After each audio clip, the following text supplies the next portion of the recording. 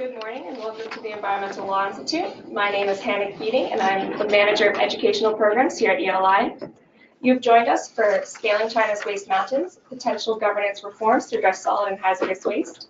We are delighted to welcome everyone here today in person and online to this ELI 50th Anniversary co-sponsored seminar. And I encourage you all to follow the events page on our website, eli.org, for future events. March marks the third month of ELI's 50th anniversary year, and this seminar is part of a series of 50th anniversary programming to be held throughout 2019. We are reflecting back on our important work in shaping environmental law and governance in the United States and across the globe, and imagining an even more impactful future. We are thrilled to share this 50th anniversary seminar with you all. For our audience members on GoToWebinar, we encourage you to ask questions by submitting it through GoTo question box. And please do not hesitate to upload your questions. Send them as soon as you think of them. For our audience in the room, we will be having a chance to ask questions during the Q&A at the end of the panel. I'd like to thank the Wilson Center and especially Jennifer Turner for making today happen. I'd also like to thank in advance our wonderful panel for being here today to talk about this fascinating and timely topic. Full speaker bios are posted on our website, www.eli.org. And now I would like to briefly introduce our moderator for the panel. Zosha is a staff attorney and director of the China program here at the Environmental Law Institute. In his role, he focuses on projects aiming at building the capacity of public interest groups in China to engage in public interest environmental litigation. Before his career leading in a variety of capacities throughout the private and public sector, Zosha received GD from the University of Texas School of Law. For more on Zosha, we encourage you to visit the events page where you can access his full bio as well as the bios of our outstanding panelists. With that, I'll turn things over to Zosha to introduce today's topic as well as the rest of the expert panel. Thank you. Thank you, Hannah.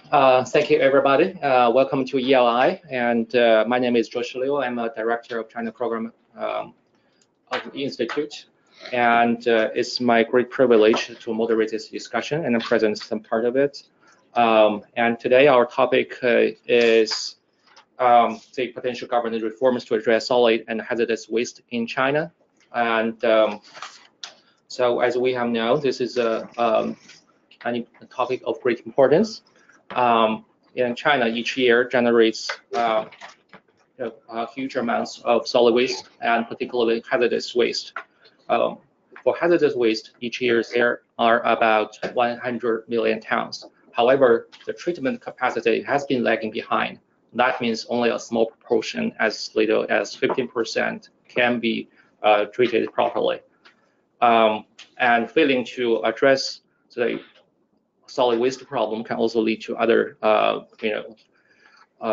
issues, such as the terrible explosion happened last week in Jiangsu province when a pesticide plant's solid waste warehouse caught a fire, and the fire led to a horrible explosion at the plant, which killed more than 80 people by far.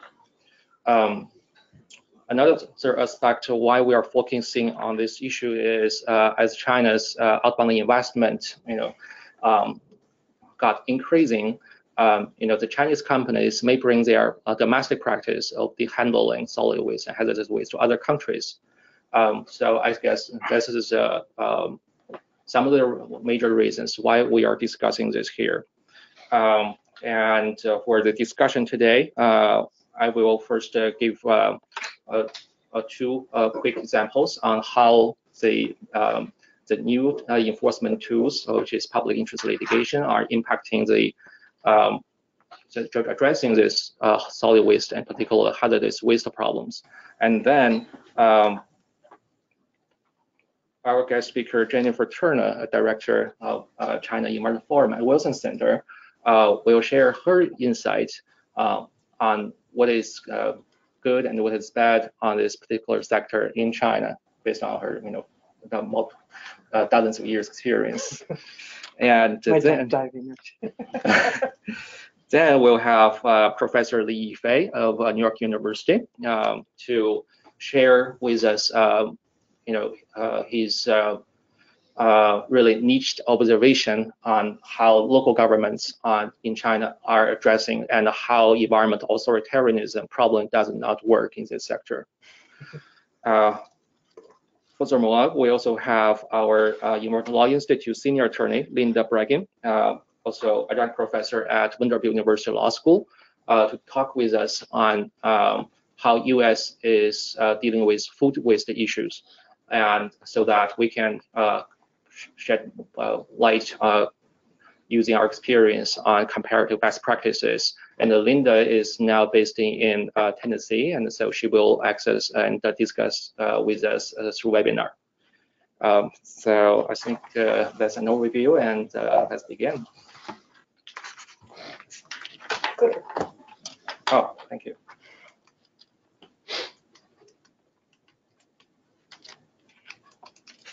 Okay, so first of all, I will introduce Hannah. Please help to help advance slides. You're so good at telling your stories. Yeah.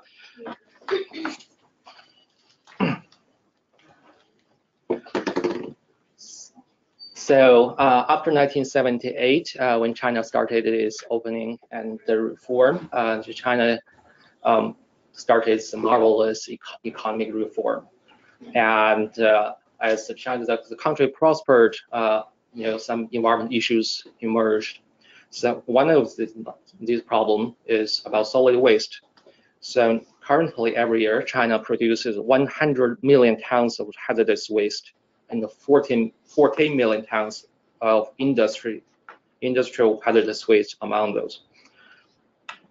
And this is a... You can just keep talking. Yeah. We'll catch up with you. So, however, unlike other countries which started their industrialization much earlier, the disposal facilities and capacity have been lagging behind.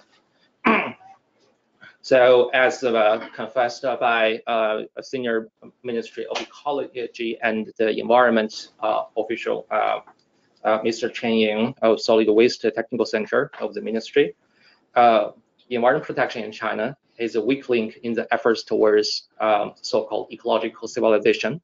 But the hazardous waste is the weakest link of this weak part. So that highlights. It's back. Okay, thank you, Jennifer. Yeah, so that highlights the importance given by the Chinese regulators towards these problems.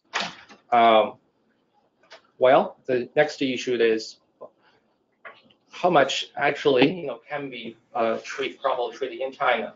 According to Chinese government, about the design capacity for treating all hazardous waste in 2015 was 53 million tons.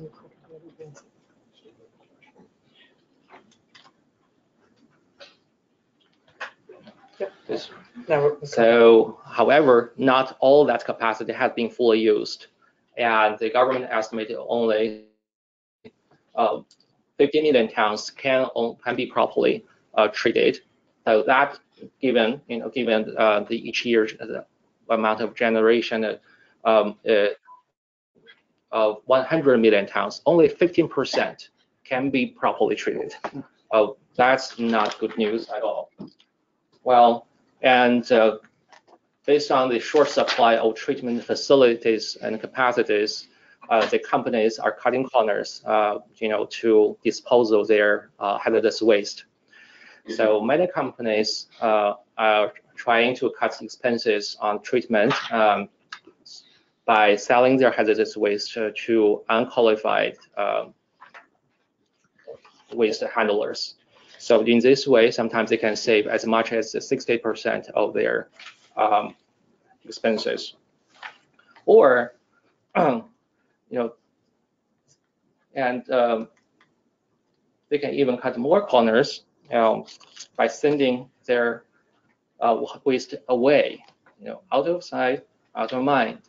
And as we have known, many countries have been sending their recycled solid waste to China for many years, that amounting to 45 million tons of plastic, metal, recycled paper back in 2016.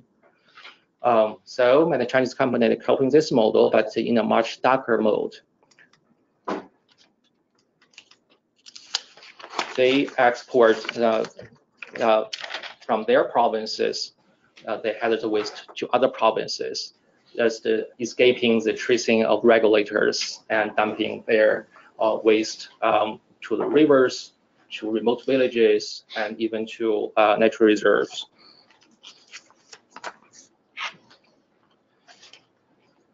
And by committing this, many companies committed environmental crimes. It's estimated that 40% of environmental crimes convicted in China involve hazardous waste. So there is a law saying in China called 以邻为壑. Literally translated, it means using your neighbor as a trash can. But today, many companies in China are just doing exactly the same thing. So the inter-provincial transportation dumping waste is a serious issue and it's rising. So what I'm going to touch base here is to show how new enforcement tools in China are impacting this. This tool is citizen suits, which are only recently authorized by Chinese legislation. So under the Environmental Protection Law of 2015, eligible NGOs in China are authorized to file public interest litigation against the environmental polluters. So by far, from 2015 through 2018, by average about 130 to 150 cases were filed to courts by the NGOs. And in most of the cases, the NGOs won the cases usually through judgment or through settlement. And many observers believe that they are creating some deterrence effects, but the full impact of this new enforcement tool is still being seen. And recognizing the effectiveness of this NGO public interest litigation, in 2017, the National People's Congress Standing Committee amended the civil procedure law and administrative procedure law to authorize procurators, which is equivalent to U.S. Department of Justice, to file environmental public interest litigation against both polluters and administrative agencies that fail to do their regulatory job. The interesting part is, under Chinese legislation, in cases against the polluters, the prosecutor needs to wait for the NGOs to sue only when the NGO is not litigating against the polluters, or there are no NGOs filing cases. Could prosecutor jumped in, so they still give a front seat to the NGO to start the process. And in 2018, a much larger number of cases were filed by prosecutors. According to the Syrian People's Procuratorate, the total number was about 60,000. And many of the cases were civil enforcement actions in public for public interest purpose, along with criminal charges.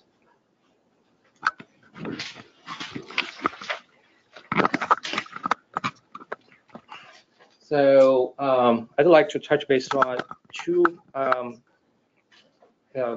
typical cases. The first one is filed by prosecutors in Jinghu District, Wuhu City of Anhui Province, against certain individuals and companies. And the other one is filed by an NGO in Henan Province against polluters who improperly disposed of hazardous waste. That case was in 2016, just 1 year after the Environmental Protection Law came into place.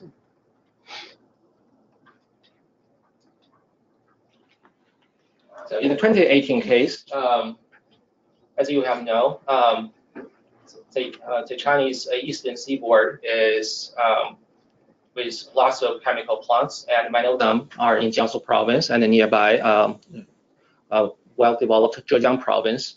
But these provinces are having problems in disposing of their hazardous waste. So, these provinces are next door to Anhui province, and they are connected by Changjiang by the Yangtze River. So back in 2017, certain factories in Jiangsu and Zhejiang provinces started this illegal process of selling their industry waste mud, which is with high level and high concentration of acid to unqualified waste handlers. So the market price was about 1,000 yuan per ton, and they sold it with about 1/3 of the price. And they reached agreement that the disposal should not be seen by the regulators. And what happened was that the handlers transported this waste, by boat on Yangtze River from Zhejiang and Jiangsu all the way upstream to Anhui province, and they dumped secretly 2,526 tons into the river. And the monitoring data of the local BEPs, showed abnormality, and the local drinking water supply was cut. That caused a huge amounts of environmental pollution and economic loss.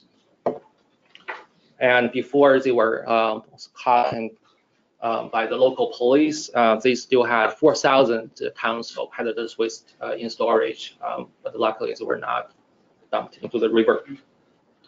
So the direct loss of these violations amounted to 30 million RMB. That's about $2 million. And the prosecutors in Anhui province filed a public interest case against these violators, along with the companies that sold the waste to them.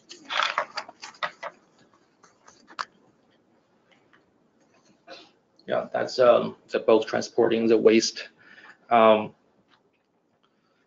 So all the defendants were convicted and sentenced for jail time as well as fines. And on the civil enforcement side, the defendants were ordered to pay 13 million RMB, for repairing the contaminated site and for the emergency response, as well as for the experts, witnesses hired by the prosecutor in prosecuting the cases.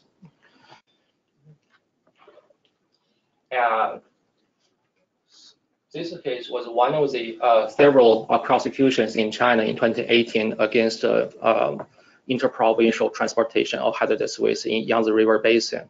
So in 2019, this is still a priority set by the ministry.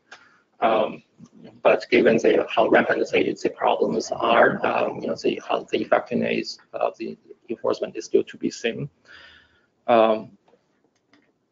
Another case is filed by an NGO rather than prosecutors. As the case was in 2016, filed by Corporate Responsibility Promotion Center, which is a Henan-based NGO.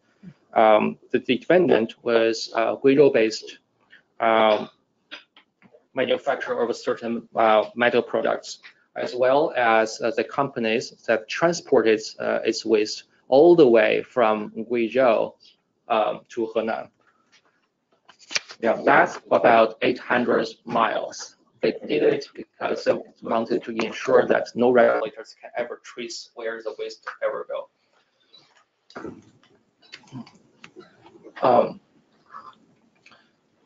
And in this case, the transporter as well as the waste management company hired by the producer reached an agreement. They understood that the transportation company didn't have the required licenses and qualifications to handle this waste.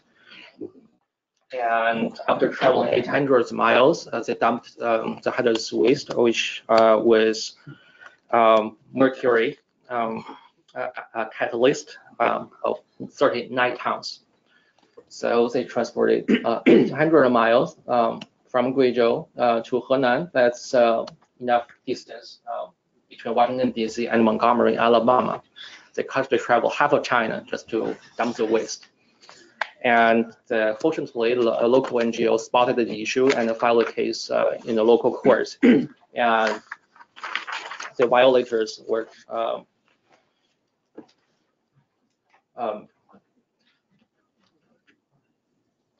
ordered by the court to pay $72,000 for repairing the contaminated site.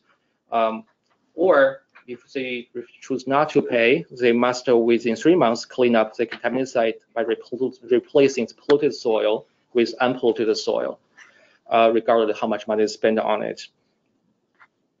And after the civil enforcement case, the prosecutor jumped in to file criminal charges against the violators. And the owner of the transportation company was convicted of environmental crimes and sentenced for 30 months in prison. So I think these two cases highlight how the current, Chinese judiciary and the civil societies, as well as the prosecutors, are using new enforcement tools to tackle this problem. However, this is only part of this solution, and besides solid waste, China still faces challenges from less hazardous but still problematic waste, such as food waste, plastic, and not the entirety of Chinese institutions are well equipped to do this. And now, please let us join the discussion with Jennifer. Some applause for.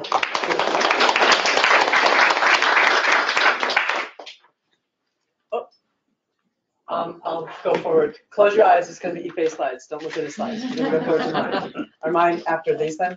Okay. Close your eyes. Don't look. It'll ruin all the surprise. People, close your eyes. No. I see some of these eyes open out there. Here I am. All right. So we started with lawyers and NGOs doing some hard work on the ground. Now I'm going to take us a little bit up, kind of like, the phoenix flying over the landfills.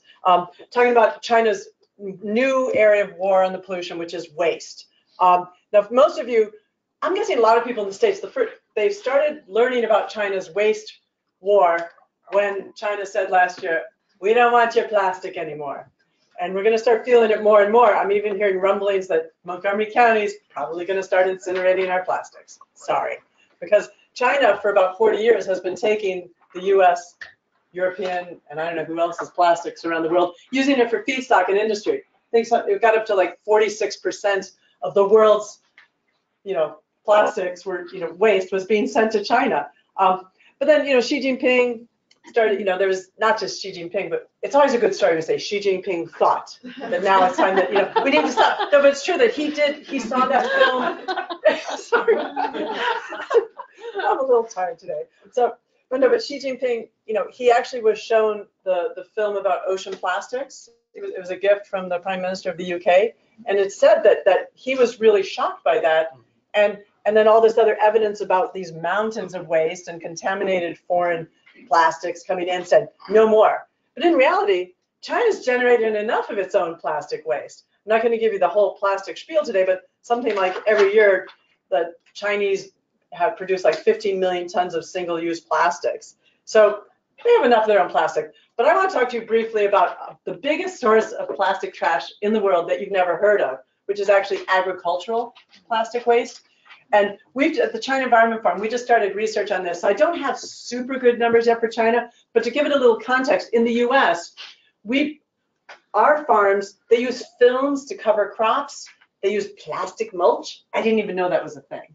But they also have plastic for the fertilizers, tubes, and so the US uses 1 billion pounds of plastic annually that they toss out, just the US.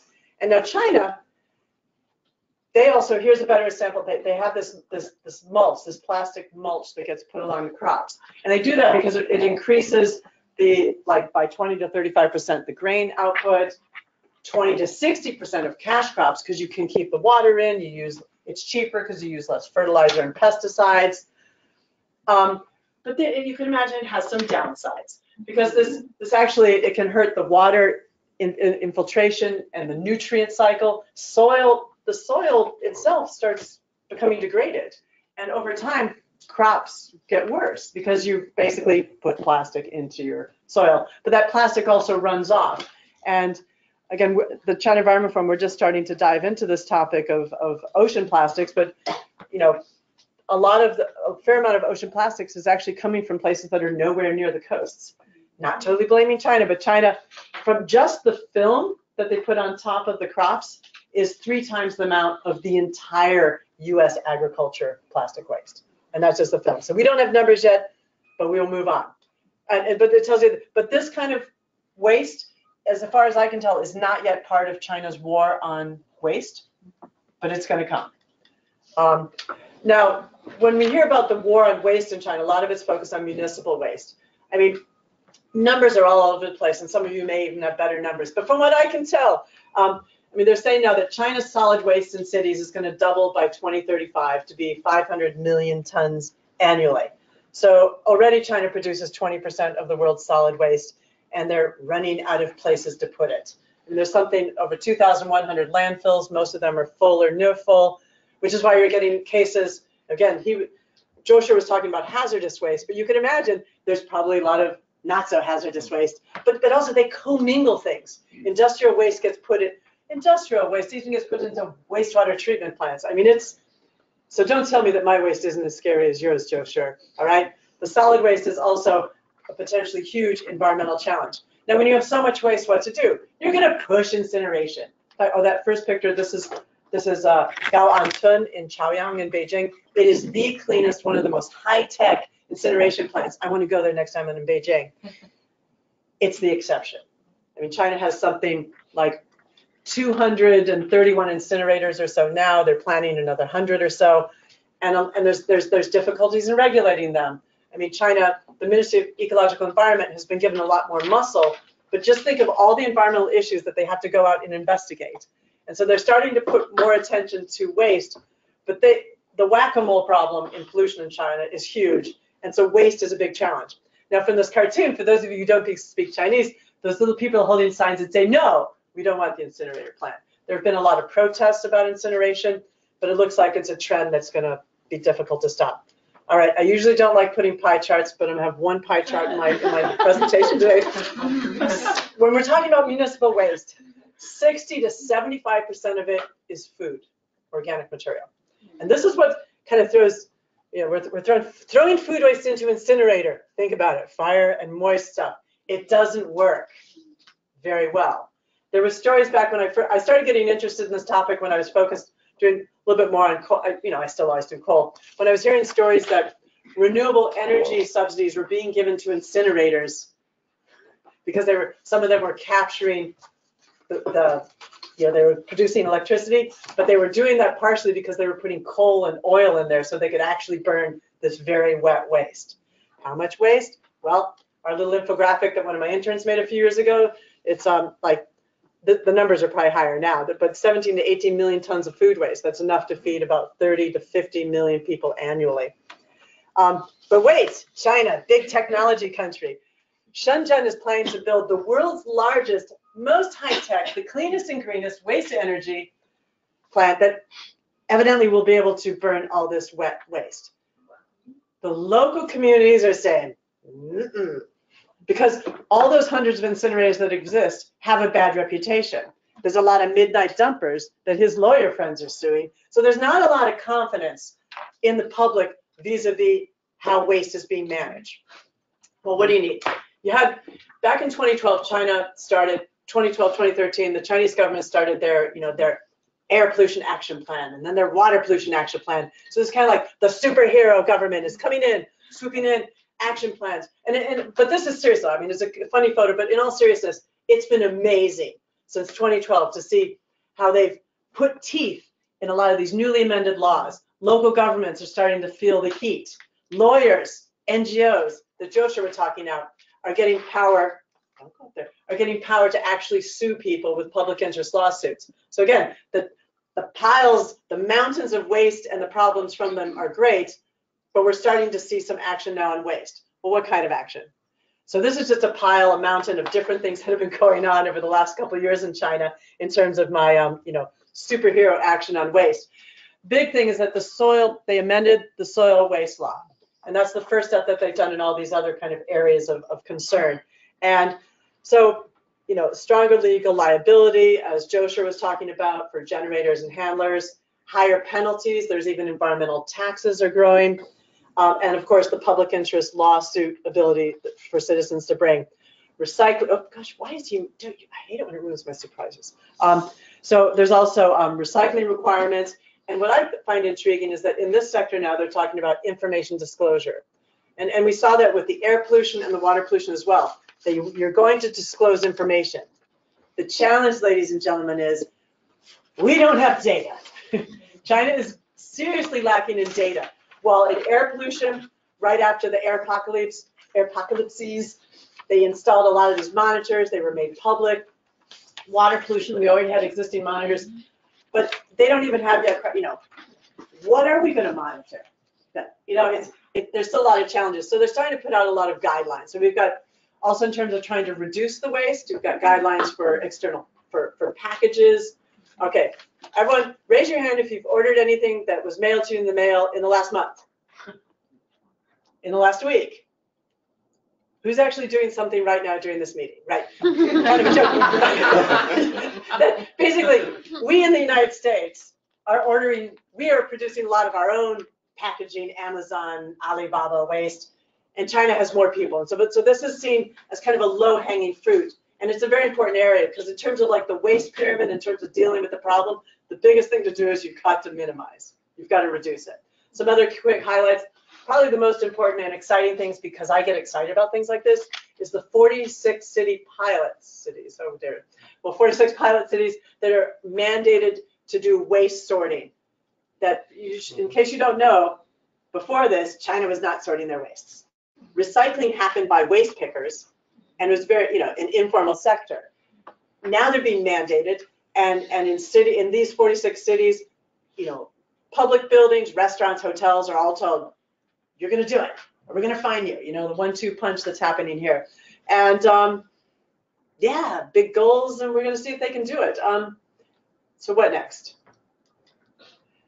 Besides the top-down stuff, we also have some innovation. This is my only one. I'm not stealing your ideas, but where there's this company called Little Yellow Dog, and they've created these smart trash bins. So people can bring their glass, even their fabric and metals to get recycled. And the best thing is, it uploads to your WeChat app, so you get cash right away. And so this is really clever stuff. And so I think that the top-down is vital. We've got to have the rules, the regulations, the guidance to send the lawyers out after people to make things happen. But the bottom-up is going to be very important too. He is going to go more into the bottom-up. I'm going to move on to a topic that's near and dear to me.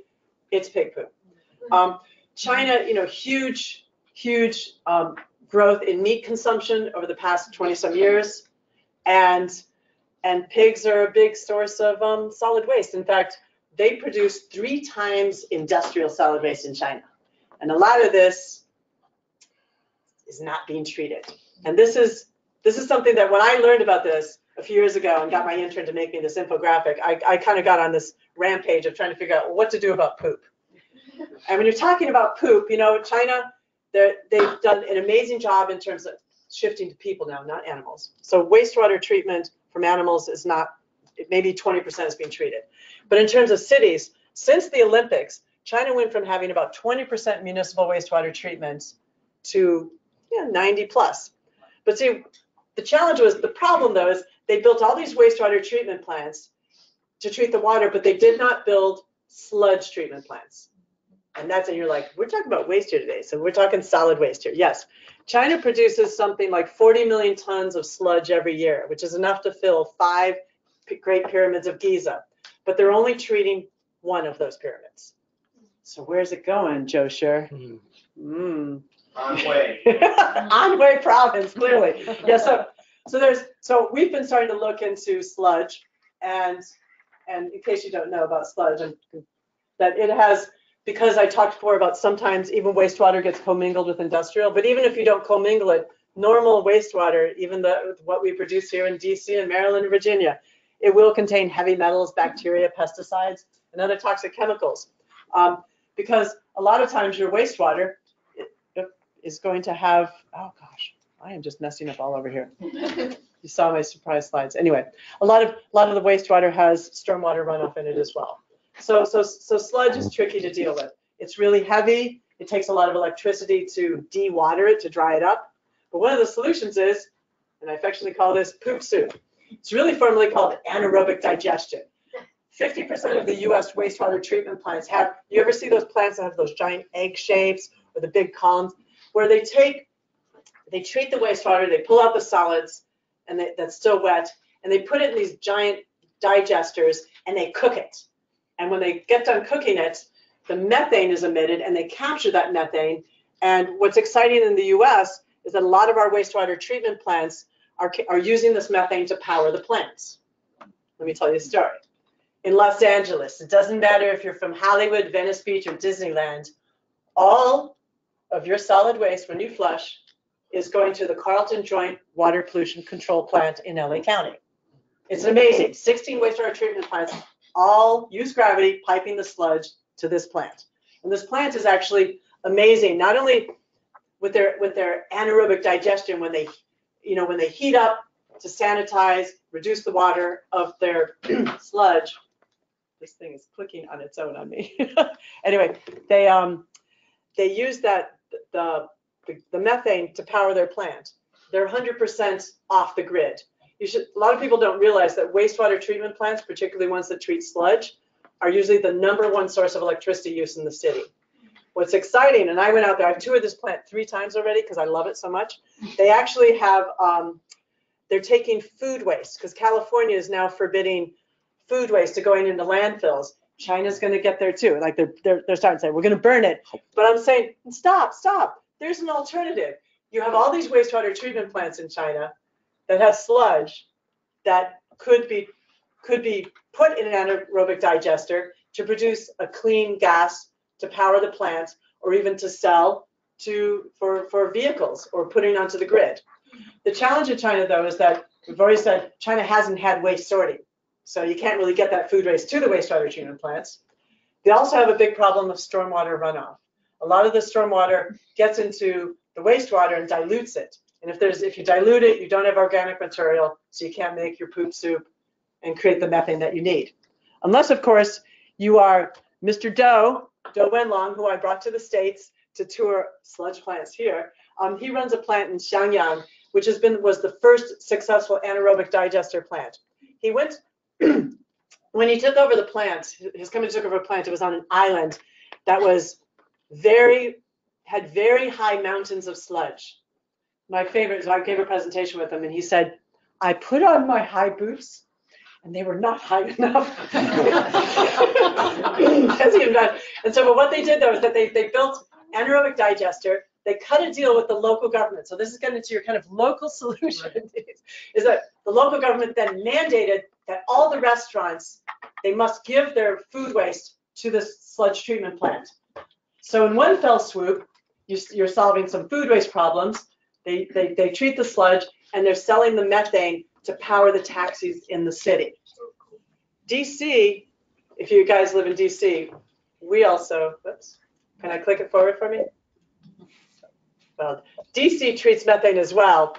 I mean, captures the methane from our contributions to the wastewater system. I took some of my Wilson Center colleagues to tour the plant. But I'm going to end here on this note. The reason I end up with sludge is that it's just kind of an idea to get you thinking about that in dealing with waste, the issue of organic waste, and even, if it's in a landfill, you can capture the methane, you could put it in the wastewater treatment plant, that you can kind of close the loop. And I actually think that for the food waste challenge in China, you're not going to get all of it, but feeding it into the wastewater treatment plants is like the Muhammad Ali multiple punches. You get clean water, you take care of, protect no landfills, no incineration, clean electricity or clean gas. We need to find more of those solutions for other waste problems. And for that, I'm going to pass it on to Ife. Can I have a quick? And I'll move that. Thank you, Jennifer. A quick note, as Jennifer said, that the sorting of waste in China cities has been a big problem. Remember that many cities experimenting and encouraging city residents to sort their trash back in early 2000s. Many cities did that, but once the waste sorted waste got collected, were mixed together. So the early process efforts taken by the residents was pointless. And luckily, in the last year, we saw about some 46 cities starting a new sorting initiatives, and let's see how it goes. Okay, Yifei, now Okay. Sure. please share this with you. Just check, and so it won't advance automatically anymore? No, it Thank you. Cool, and thank you, Jennifer and George, for organizing this panel. I'm just so glad to be able to join you all. I just wanted to share a little bit about my work, and particularly focusing on two cases today about local responses to the waste problem, one from the state sector and the other from the non-state sector.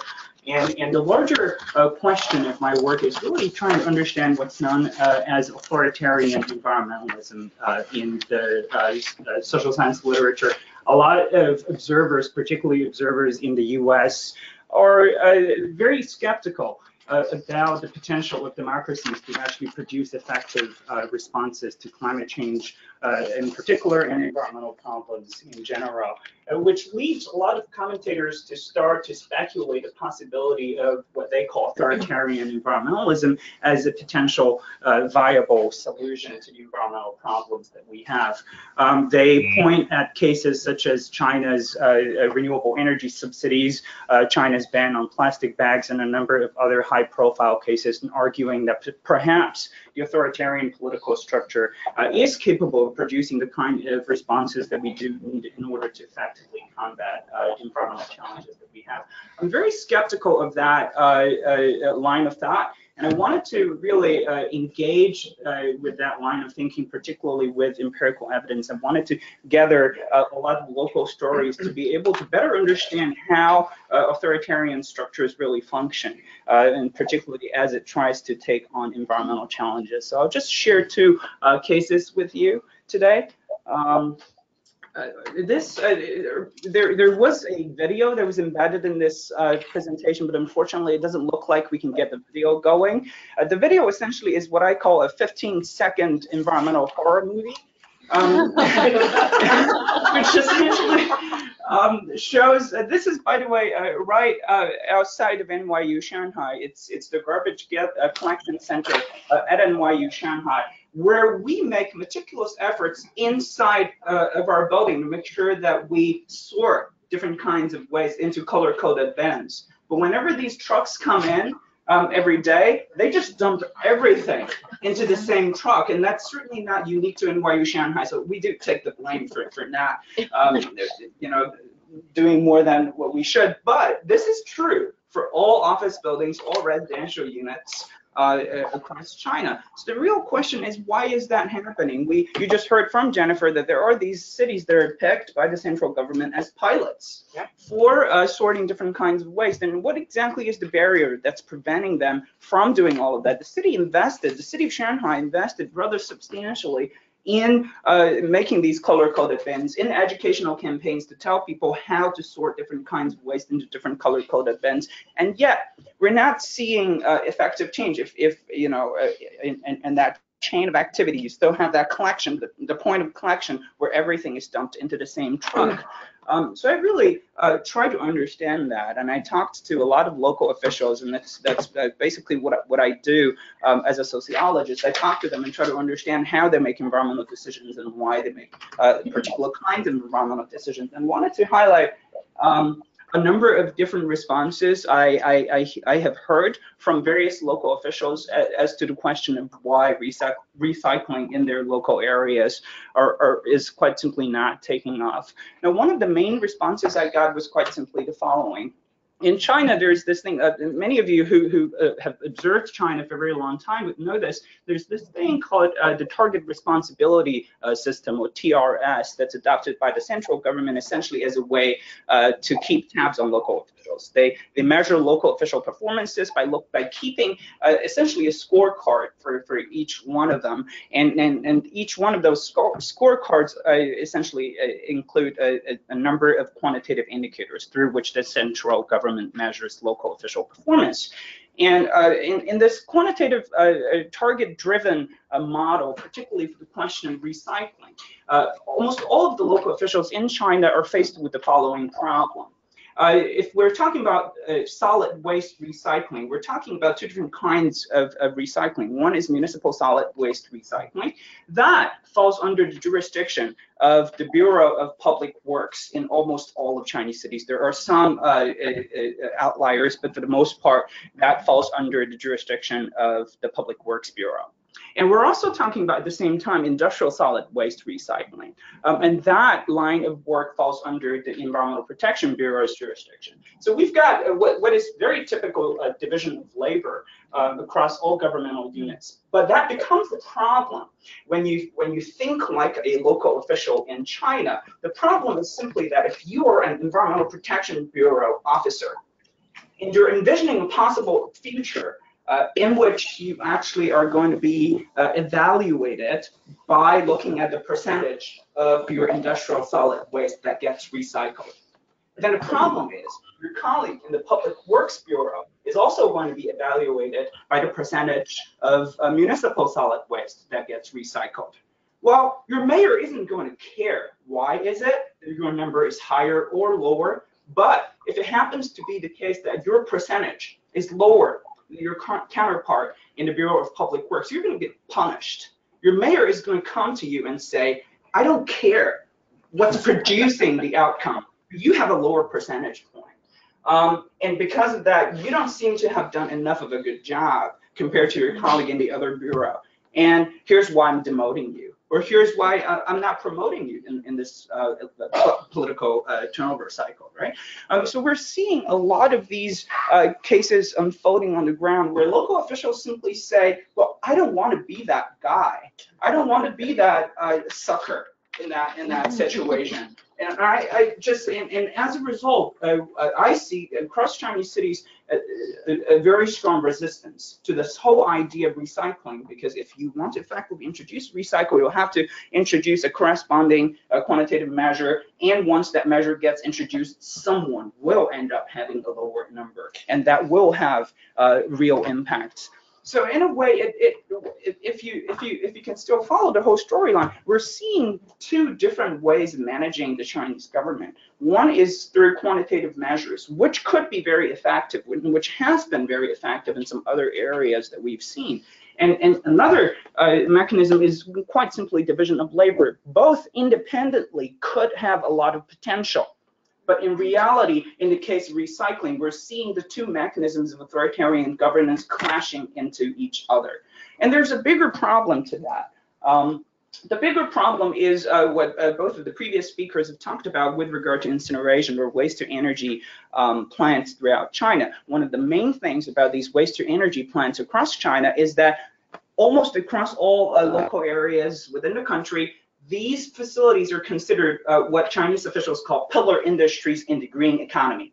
They consider these incineration plants to be really central and pivotal in their undertakings to pursue green economy. And as a result, and that actually is sort of a legacy policy from the Hu Jintao era, where they tried to aggressively pursue what they call circular economy initially, and then later broadened up to green economy. So, and once again, picture yourself as a local environmental protection official in China. You have an incineration plant. Your job is quite simply to make sure that your incineration plant keeps growing, so that the number on your report card is going to show up nicely every year. You can tell your bosses every year that my incineration plant grew by so much percentage point every year, and you want to make sure that this growth keeps going that way. Now, and once again, in the context of recycling, it's not necessarily a good idea to have that mentality, because in order to keep your incineration plants going, what you want to make sure is that trash don't get recycled. In other words, the stream of trash that is currently going to incineration keeps going to incineration, and possibly some more.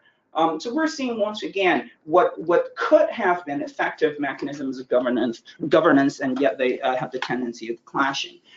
So the upshot being that if we're looking at local state action in China in their war on waste, we're not seeing a whole lot of effective responses to recycling. So I decided to turn to non-state actors and look at, and in particular, I wanted to share with you the case of what's known as Randu Ocean. It's a Shanghai-based NGO founded by a friend of mine by the name of Liu Yonglong. Many of you may have or heard about the organization already.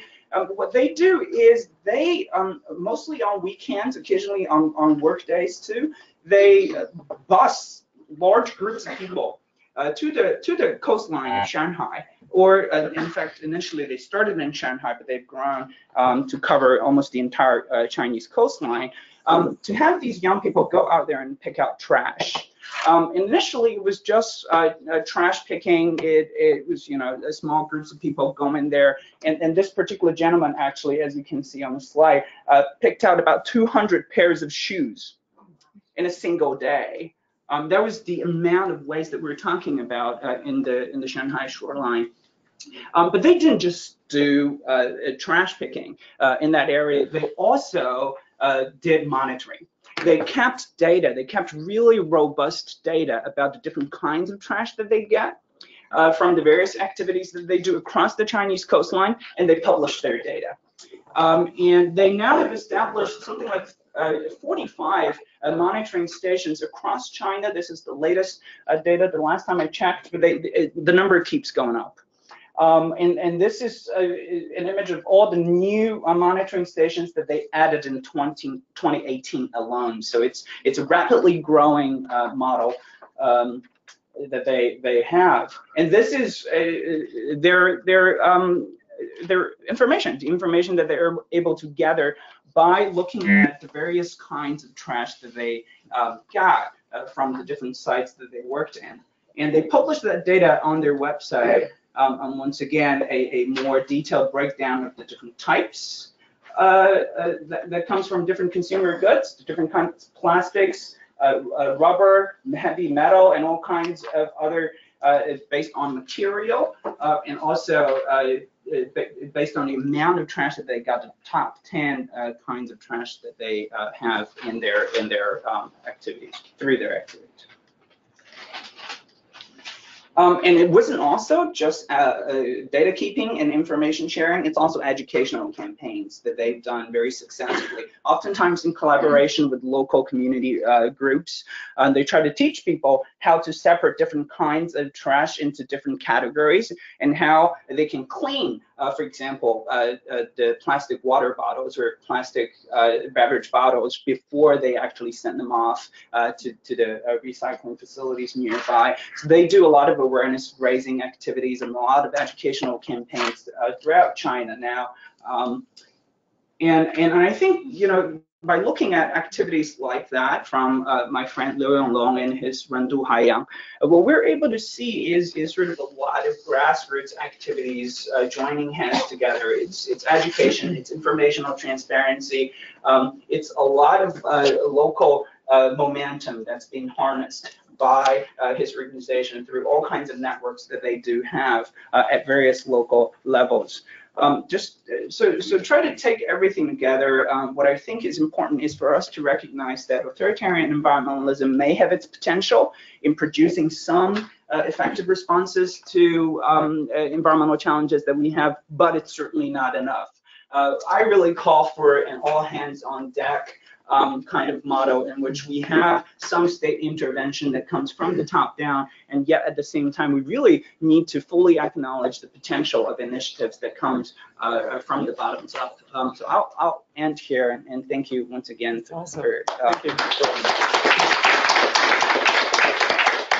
Thank you, Yifei, and thank you for pointing out the conflict between the rigidity of authoritarian environmentalism and the huge challenges faced in China, as well as this energetic and passionate efforts taken by the Chinese NGOs. We really appreciate that. Okay, so I guess Jennifer has just mentioned that food waste in China is a tremendous problem, and as we know, 40% of food including in the US, actually is wasted.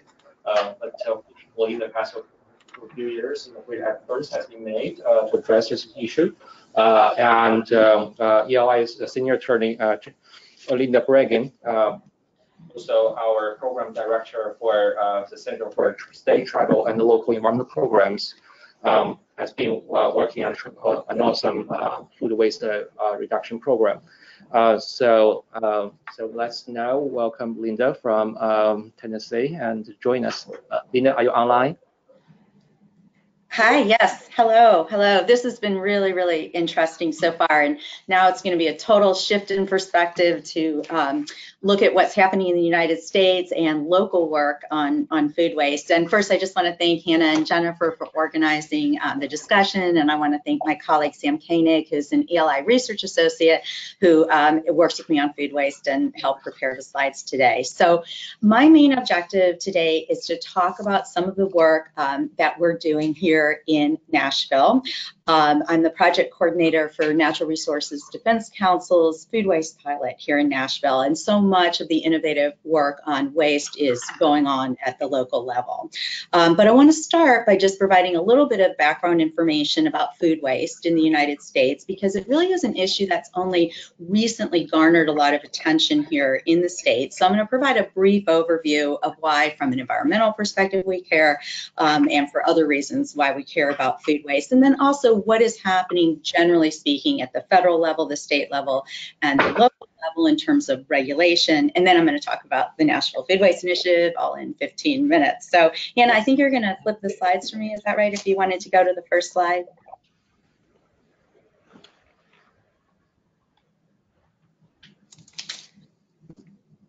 Is it? Mine's not flipping. Maybe it's the next slide I think she needs. We're at your first slide right now, and I can work on getting you access to your slides currently. Oh, well, if you want to just go to the next slide then. Yep, it's up and ready. Okay, it's working, but I'm not seeing it, is what you're telling me. Yes. Okay. All right. So that's great. Thanks. Estimates vary, but the consensus is based mostly on United States Department of Agriculture data that up to 40% of food in the United States is wasted.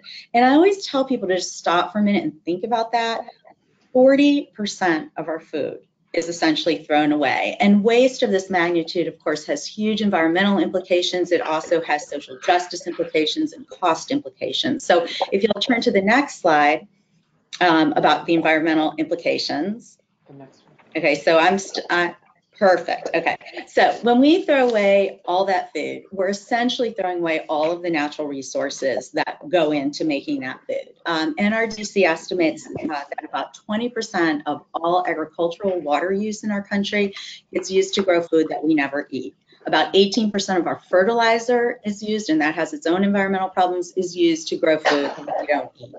And about 19% of our cropland is used to grow food that we don't eat. And the climate change implications are, of course, very notable as well. Not only are the greenhouse gas emissions associated with growing the food, we throw away very high, estimated at about the equivalent of 37 million cars on the road each year. But if you'll turn to the next slide, most of the food is sent to landfills, where it decomposes in anaerobic conditions and produces methane. If you'll go to the next slide. So this slide shows that food is the largest component of waste in landfills in the United States by weight, at about 20%. A lot less than the numbers we just heard China, but still a lot. In total, about 15% of all municipal solid waste generated in the US is food, but most of it is landfill because it's not recycled. And in comparison, if you look at yard trimmings, which are also organic, similar, about 13% of the total waste generated, but almost all of it is in fact recycled. So it's a smaller component. If you'll go to the next slide. Y'all are probably familiar with the recent Project Drawdown report, which finds that food waste is responsible for 8% of global greenhouse gas emissions, or as they say, if food waste were a country, it'd be the third largest emitter worldwide. We go to the next slide. And if we look more closely at the climate implications in the United States, food waste is responsible for about 11% of landfill-related methane. and about 2% of total methane emitted in the United States. NRDC estimates that in total, about 2.6% of all U.S. greenhouse gas emissions are from food waste in the United States. So that's just a snapshot of the environmental implications. But if you'll turn to the next slide, there are, of course, also very serious social justice implications. Well, we're wasting all of this food. 1 in 8 Americans is food insecure in the United States. And, I'll say this is part of what makes working on food waste a terrific issue, even in this current political climate in the United States, because even if you don't care about environmental aspects of food waste, you don't think climate change is happening, most people are instinctively uncomfortable with so much waste when people in our own communities are hungry. NRDC estimates if we could just reduce the waste by 30%, we could essentially feed all 42 million Americans who are food insecure. And of course, it is not nearly that easy. There are major distributional and other challenges, but I note this because it just, again, provides a sense of the magnitude of the waste and the meaning of this much waste. If you'll turn to the next slide, it costs a lot, all of this food we waste. And to focus just on the household level, for example, food waste costs the average family of 4 about $1,800 a year. And the analogy we use, it's as if you went and bought 5 bags of groceries at the grocery store, you just decided to drop 2 of them in the parking lot and leave them there. Really does not make a lot of sense. If you'll go to the next slide. When we consider how to address food waste, we typically look to EPA's food recovery hierarchy, which many of you are probably familiar with. You first want to prevent the waste from happening to begin with. If you can't, you want to feed hungry people. If you can't, you want to feed animals. For example, our convention center here sends some of its food scraps to a animal wildlife rehab center. Walmart sending some to hog farms. Next would be used in industrial uses. Next would be composting. And then, as you can tell, lastly, landfill, and that's where almost all of it is going, as we've already talked about. So let's turn now to a quick overview of what federal, state, and local governments are doing in the U.S.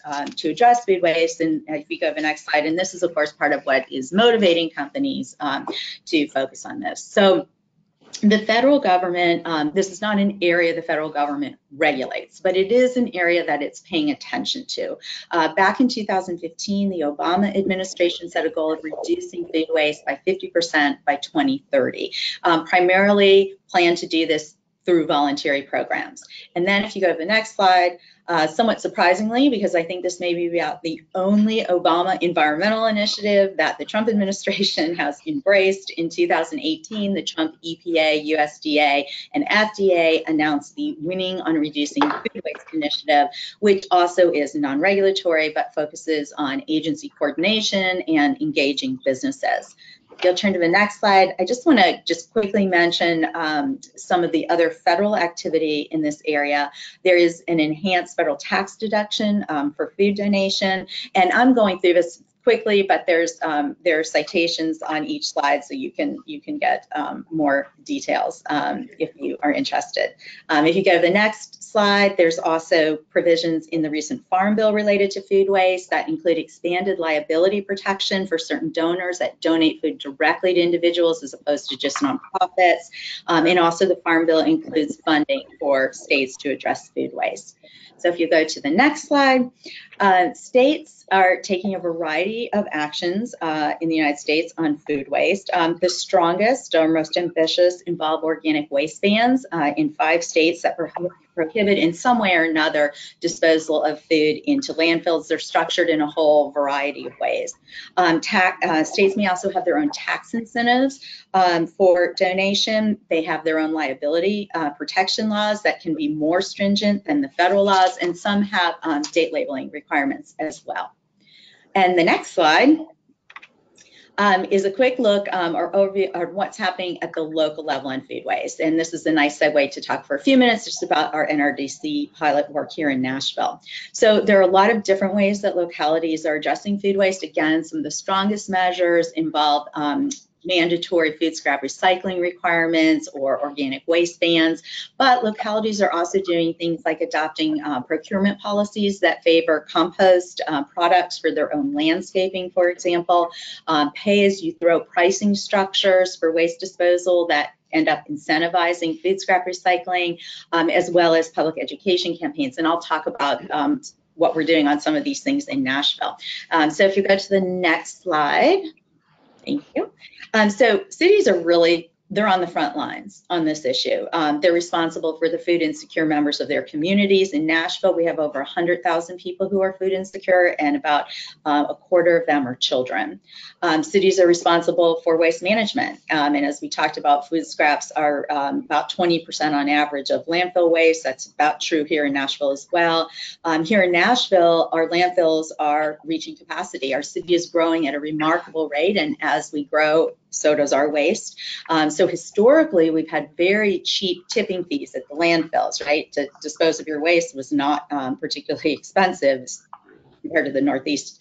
But that's changing as we need to find new places to put our waste. Many cities like Nashville have also made commitments to reduce their carbon footprints. So the mayor here has set a goal of reducing by 40% our emissions by 2020 and 80% by 2050. So all of these factors are driving localities to look at the food waste issue. So if you change to the next slide, as I mentioned earlier, the Nashville Food Waste Initiative is a project of the Natural Resources Defense Council, and the objective was to look at different local approaches to addressing food waste. I was happy that they picked Nashville because it's not on the coast, right? It's not on the West Coast, not on the East Coast. It's a mid-sized city. I've said this before. I write a column for the Environmental Forum or Policy magazine. I could write every column about what's happening in Seattle and Portland and certain cities in California, but those just are not models for southeastern cities or Midwestern cities, for example. But if something can be done in Nashville, it's much harder for other cities to dismiss it. So this pilot was launched in 2015. It's lasted a lot longer than anticipated, gained a lot of momentum, and we've learned a lot. We're now actually in the wind down year and in the process of transitioning to a local nonprofit. But over the years, we've developed and been implementing a holistic strategy along the lines of the EPA hierarchy that prioritizes food waste prevention and then rescue and then recycling of food scraps. And we've worked very closely with the metro government here, with the city of Nashville, with businesses, and with nonprofits. And the next two slides, if you'll maybe go to the first one, I've just outlined some of the different projects we're working on in each of the categories I've talked about. If you go to the next one, it has the rest of the list. And I'm not going to talk about all of these, just a few of them. If you go to the next slide, one of our principal prevention projects here in Nashville is a Lean Path software pilot with 3 universities. Tennessee State University is operated by Sodexo, the large food business. Belmont is operated by Aramark, and then Vanderbilt, which just joined our pilot, is self-operated. And what these companies have agreed to do is use Lean Path software, which is a food waste prevention platform, to use it for a year. It helps them measure their waste, it compiles and analyzes the data that's collected, and then essentially offers a suite of tools to drive food waste reduction behaviors. And our goal is for these companies to reduce their waste and then get out there and talk about it, because clearly what is most important to businesses here is hearing, and I think everywhere, is hearing from their peers that this is doable and affordable and manageable. The average company that uses Lean Path reduces their food waste by about 6%. We hope that's the case here, and that they'll go out and talk about it. If you go to the next. Another measurement or prevention project conducted here that NRDC also did in Denver and New York City was to analyze how much potential is there to recover surplus food to feed hungry people.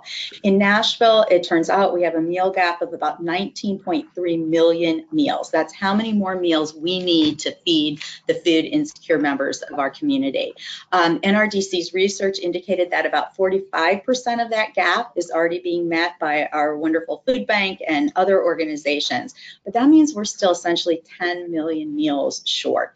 And the report then estimated what it called a maximum scenario and an ambitious scenario for how much of the available surplus food out there could be rescued.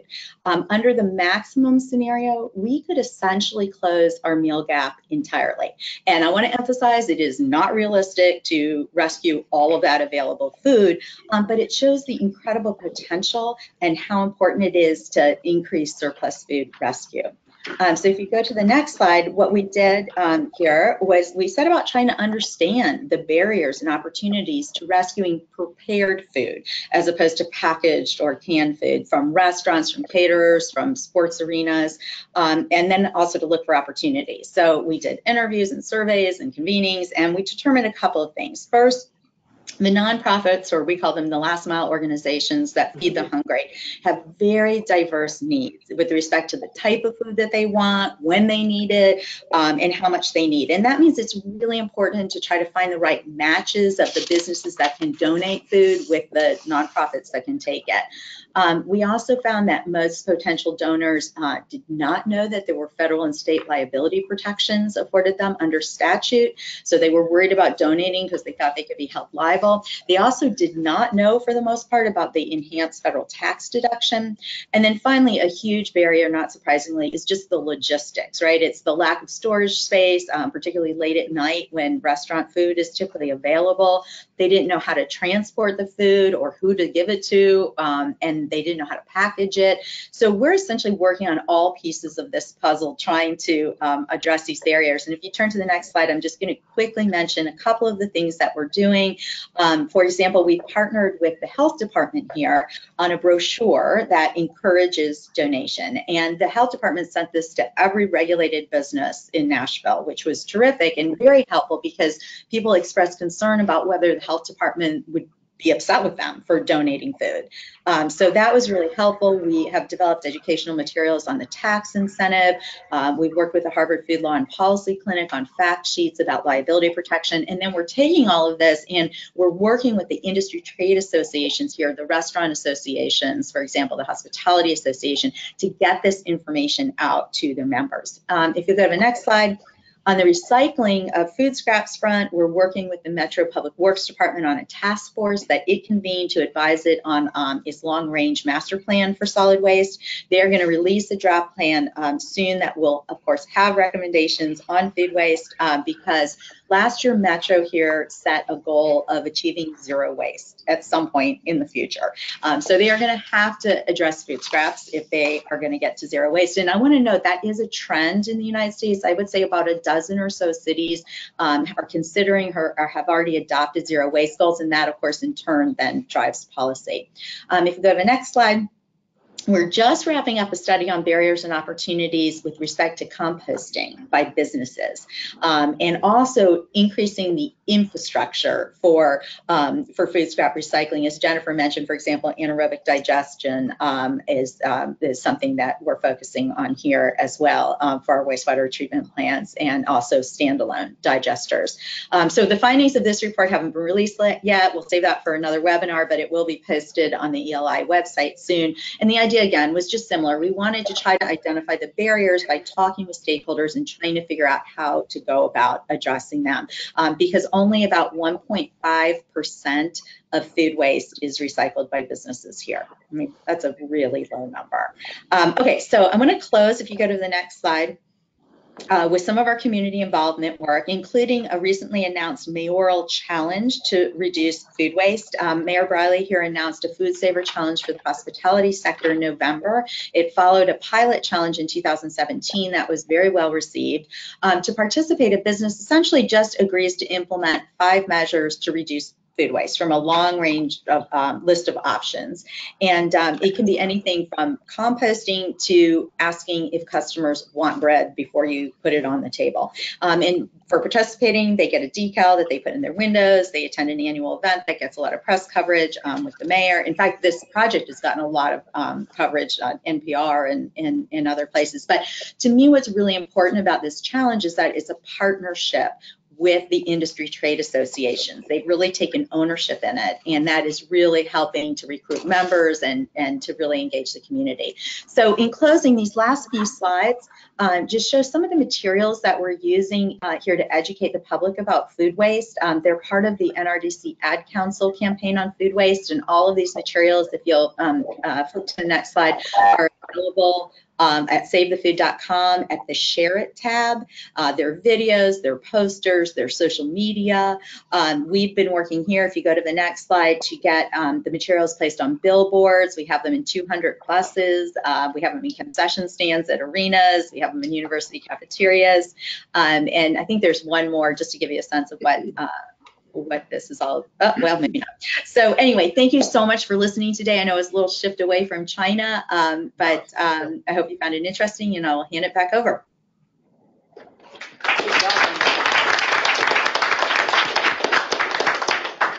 Well, Linda, thank you so much for your fantastic presentation. And we cheer for your great program. And after our great guest speakers have all, give their own discussions, now that's the time for question and answers. So let's start with our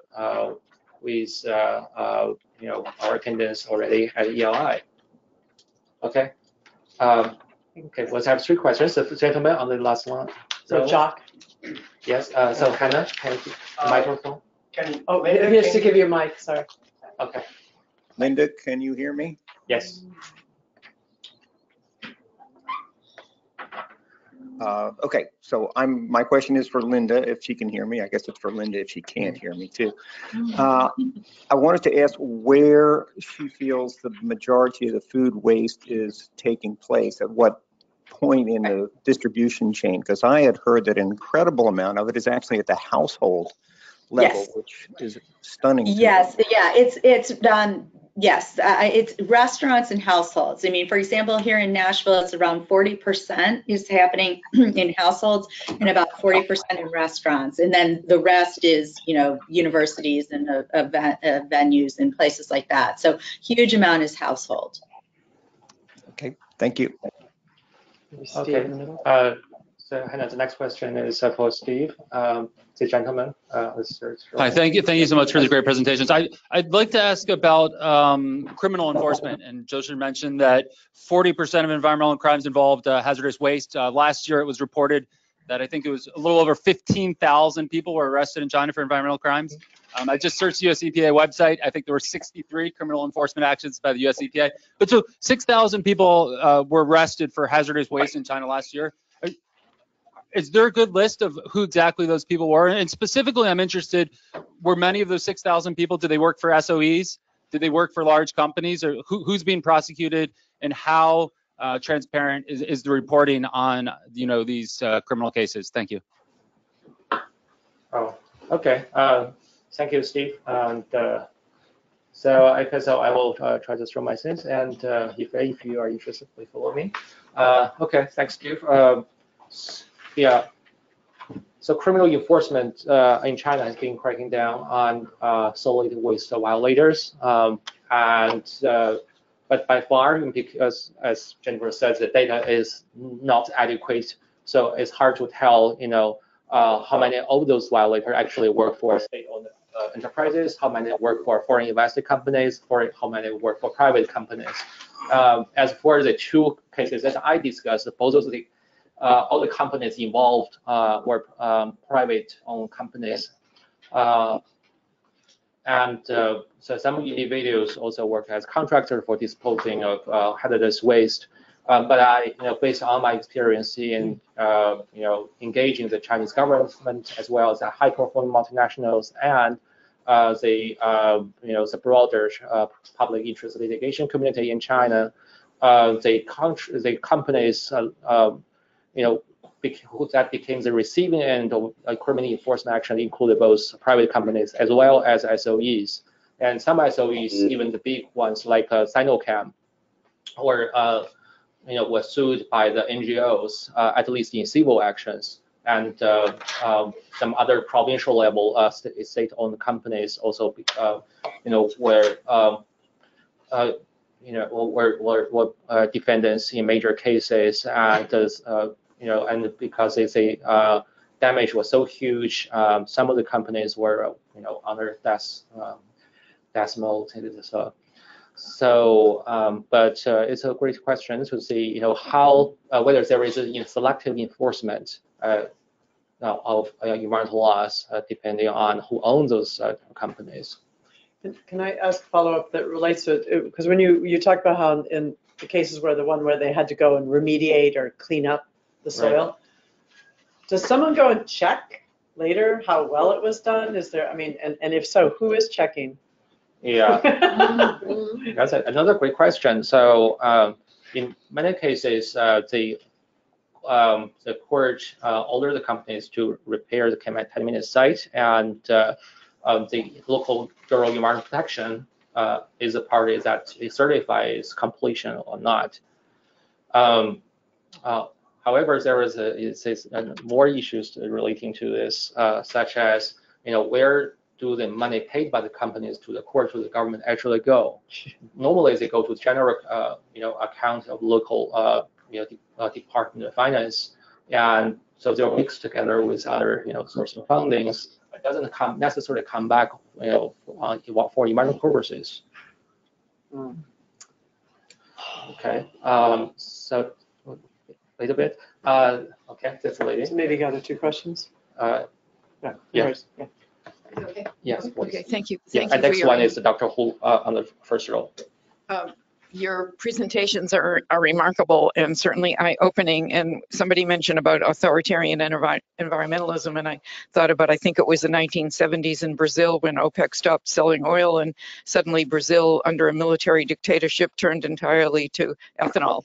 So I don't know if that's the way it goes, but my interest particularly is plastics, and particularly in the ocean.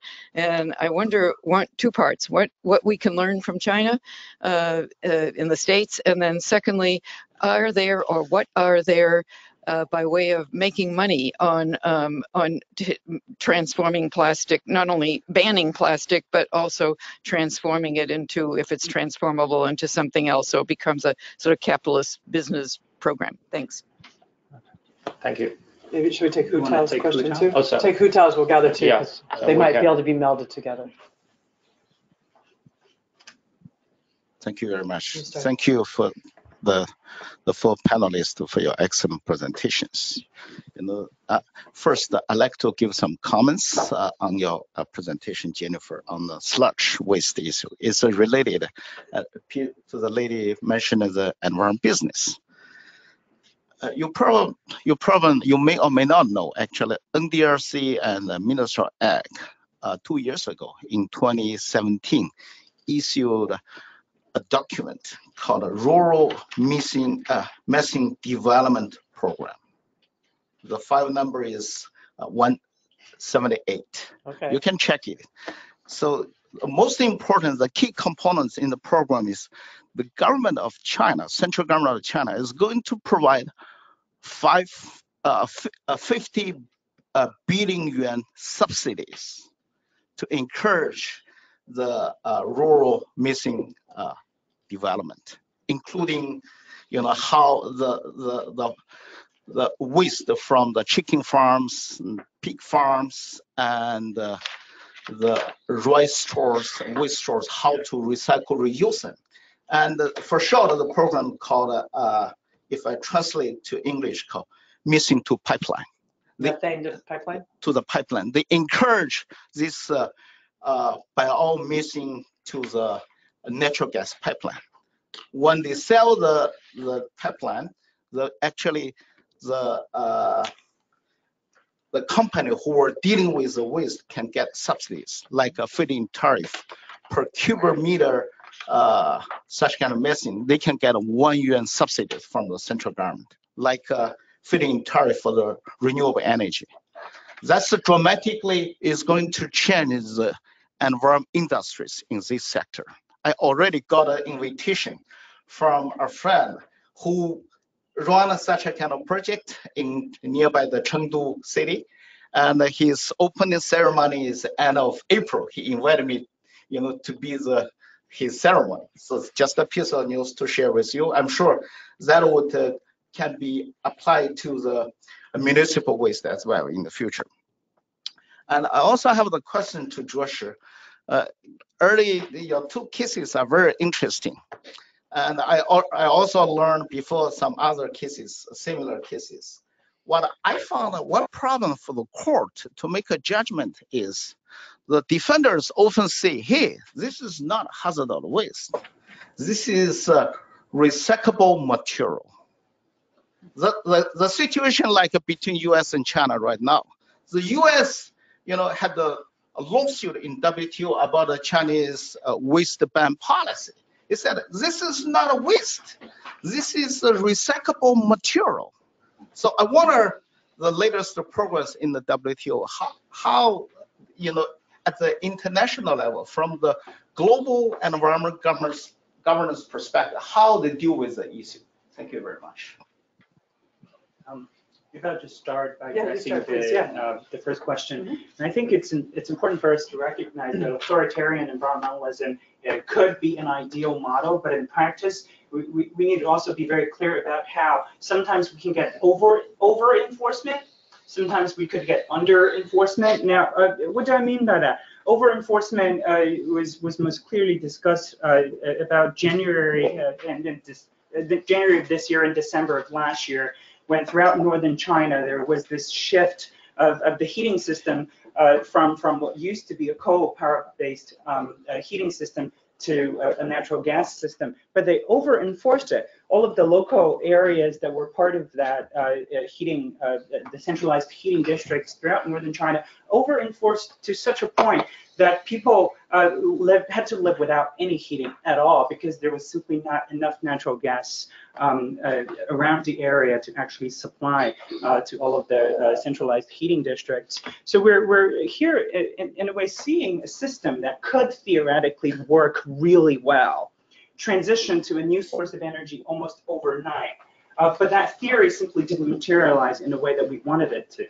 And it's over-enforcement like that and under-enforcement in the cases that I study, it really points to the weakness of relying too much on one particular model of a top-down way of approaching the environmental challenges that we do have.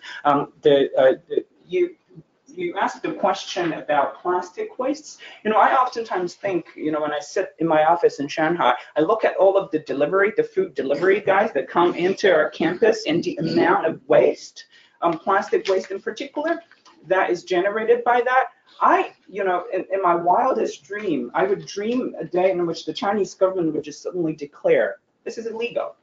You can't do that anymore. And then you would imagine everyone would then start to innovate out of our dependence on plastics. We could use biodegradable boxes, we could use glass boxes, and then the restaurants could recycle them. There are a lot of other ways to incentivize innovation, and in the current situation, we simply don't have any incentive. But it's coming though. Well, I use the Superman kind of. My Superman's the environmental authoritarianism attack, right? But I think that. But I mean, like you see some of the tech giants are starting to, because the pressure's coming on them. Because what was one of the first guidelines? They're going after the Alibabas and the JD.org folks. So right. JD.org, it's an Alibaba type getup, right? They partnered with China's Break Free from Plastics, campaign. There's the NGOs. It's part of it. I mean, it's all around the world, but mainly in Asia, this Break Free from Plastics campaign. And so JD.org is starting to experiment on different ways, more so for the delivery, but trying to say like, okay, what if instead of a paper box, we have these cartons, these yellow cartons, and we deliver them. But then here's the incentive. The drivers are paid by the number of deliveries they make. So ain't gonna work. So, there's that, but again, these people are thinking of them. Right. I was actually thinking of, does everyone know Alibaba's ant forest? Yeah. People who don't know, just. Can you elaborate later? Yeah, I will. I like seeing the nods and not. So there's an app. It's where you play a little game that you record your low carbon behavior, and as you get more kind of points, a tree grows on your little app, and then when it gets really big, the Alibaba will plant a real tree. And evidently, see, I'm not a video game person, but evidently your friends can compete. They can steal some of your carbon credit, and it's a jolly way to kind of educate people on, well, what is it in my daily life that has a carbon footprint? I'm curious. Do they have a food package delivery thing on there? Or food waste on that? Not that I know of. See, So, Alibaba, get to it. You know, One of their subsidiaries, Ulama, one of the largest food delivery apps, is now, they just started a sustainability office in their Beijing headquarters. And the way I understand is they're trying to integrate some of that into the next wave of their app updates. yeah, so I mean, I think the environmental authoritarianism can be good when it's like, you know, technology driving, innovation driving, but then to kind of shift to his question, so you talk about the farms saying like, okay, let's take this animal waste and let's put it in anaerobic digesters. They mandate it. Well, I have one of my colleagues, she's in China and she was just tromping around a dairy farm, hanging out with some, you know, US grain experts who hang out with the dairy farmers. And it ends up almost all of these dairy farms have anaerobic digesters. The beautiful eggs, they're not being used because they can't, depending on the size of your farm, you maybe can't generate enough waste, and you can't necessarily, it's similar to the problem with the sludge treatment plants in China, trying to get that supply chain of food waste so we could really make methane.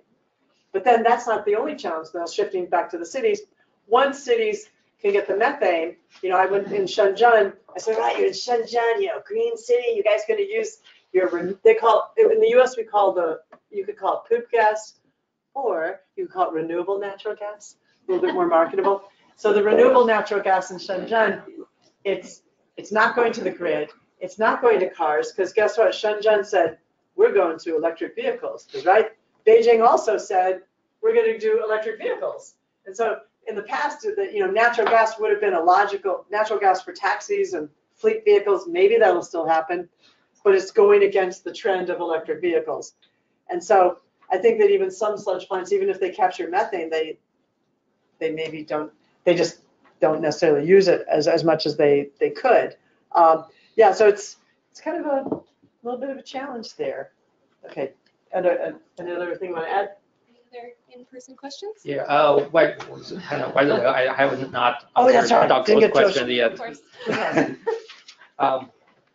That's a great question. And so indeed, in some cases, you know, the defendant argue that the waste at issue actually is not hazardous waste. And actually, there was a case published by the Supreme Court of China back in 2016. The case was filed in 2015, shortly after, you know, NGOs were authorized to file cases. So in that case, the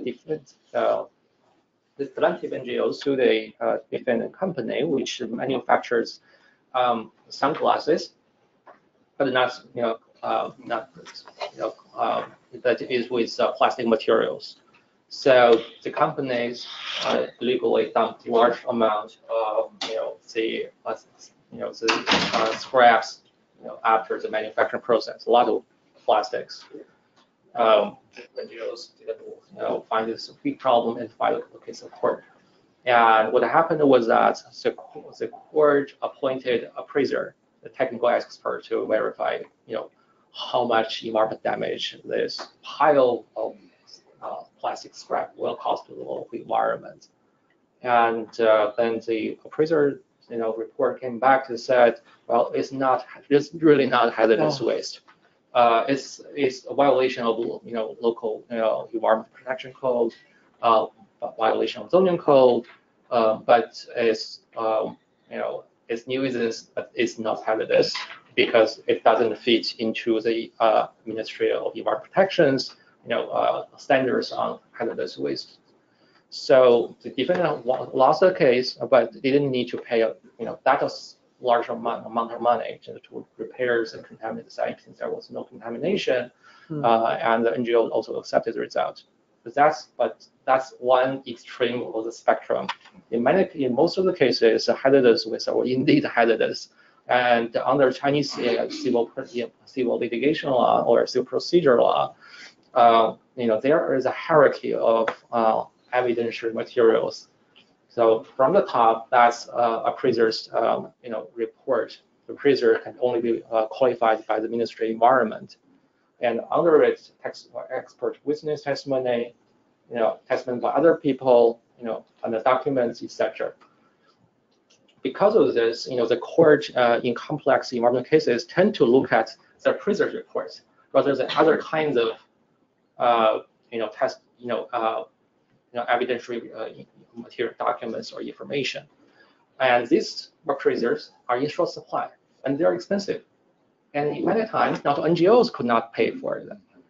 Even prosecutors didn't have the money to pay for that. So that's, that's potentially a big bottleneck, for expanding the public interest litigation program in China. This of course say, well, we don't know nothing about the technical side. We only trust the appraisers. But there are not so many appraisers, and the plaintiff could not pay. And recently, there are, the Ministry of Environment signed an agreement with STP, the Supreme Court's cooperate, to figure out new ways to reduce the expenses on the side of prosecutors and particularly also on the NGOs, on hiring these technical experts, and let's see how that that new joint efforts can help these NGOs as well as the prosecutors in the next 1 year or two.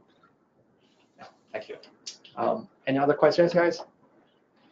Okay, I have 2 questions here. I have Ms. Lucy Liu, and then we have the gentleman behind next to Steve, and one guy from NYU Shanghai. Okay, thank you. And this question is to Mr. Liu.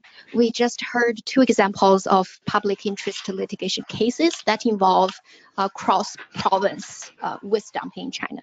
But what about cases that involves local government or local polluters, especially tailor companies to the local economy? Do victims face more difficulty if they want to take legal action to protect their rights? What's the likelihood court will accept their case and they get compensated? And can I have another question for Ms. Turner? Sure. So you talked about no one likes to live near incineration plant, but such plants are inevitable to be more and more in China in the next few years. So what do you think is a good solution for this? You can pass the mic directly behind you. Hi, thank you for this great discussion. This is Jack Kamensky with the U.S.-China Business Council. I have a question for, I guess, all of the panelists, but Mr. Liu in particular. We recently did a report on environmental compliance challenges for U.S. companies operating in China. And of the around 30 companies that we interviewed, almost all of them noted hazardous waste disposal as a challenge. So I was wondering if you had any policy solutions for the Chinese government in terms of how might be an effective way to address the waste vendor supply issue, since that seems to be at the core of the problem. From some of the companies we talked to, the impression that I get is that a lot of these hazardous waste supply or disposal vendors are local SOEs, often with monopolies in an area. There'll often only be one vendor available, and that leads to very high prices. And because companies can't transport the waste elsewhere, they can't go and seek other solutions. I mean, do you think it makes sense for the Chinese government to open up the qualification process for more vendors to, create more competition to lower prices and increase supply? And if so, what would be the barriers in instituting a policy like that? Thanks. Did you want to NYU? Yes. Yeah. And then Thank you for the great presentation. As I'm very interested in the environmental public interest litigation, I have a question particularly for Mr. George Liu. You mentioned that only eligible NGOs are able to file such lawsuits against polluters. So I'm wondering that by what standards is such eligibility of NGOs determined, and how much latitude do those eligible NGOs have in such environmental public interest litigation? And also I have a second question, is that have you noticed any patterns of differences between the environmental lawsuits filed by NGOs and filed by local prosecutors? Is it much easier for local prosecutors to deal with the environmental lawsuits, and is there any hurdles or hindrance for NGOs to participate in such litigations? Thank you. Okay, thank you. Okay, I will try to answer as much as I can, Okay. and please help me and correct me if I'm wrong. Let's see. First question is from Lucy, and so you asked about what happens to the cases, which are totally local. So I think in many cases, actually, where local scenario doesn't involve interprovincial transportation of waste. And indeed, many local governments, tend to, protect, their source of tax money. But interestingly, in some circumstances, some of the tips for environmental violations to NGOs are provided by local governments. So this particularly happening in the more prosperous eastern provinces like Jiangsu or Zhejiang. The background was back in early 80s, when these provinces was still very poor, the local governments, provide lavish incentives to chemical plants and all other investors, all the industries. So they were just hungry for investment. But after 30 or years of development, these companies become lower performing. They are paying less for tax money. And the local governments wanted to find a way to get new investors, which probably can provide better revenue source. So public interest litigation became a solution to some of the local governments. So they use NGOs. They wanted to use the NGOs' hands to kick out the original tenants. So the picture in the local level can be really complicated and should be analyzed case by case. And furthermore, I think this question also alluded by our friends from NYU Shanghai. The NGOs in China are largely very young, and not many of them have legal expertise. And the environmental law community in China, consisting of lawyers from the government, law firms, and companies, is not a very big group. It's growing, but it's very early stage. So, when meeting with problem, identifying environmental violations for prosecutors indeed have an advantage in knowing more about the law, and they also are better at getting technical support from local environmental protection bureaus or finding expert witnesses too, so that better prepare their case. I think that's one reason why the Chinese legislature amended the law to allow prosecutors to file cases against both polluters and local government agencies. That's back in 2017. And the next question is from this gentleman from the U.S.-China Chamber of Commerce or Business Council. Yes, indeed, and as you know, then the ELI has also our own engagement with both multinational corporations with business in China as well as the Chinese government. We have an initiative called China International Business Dialogue on Environmental Governance.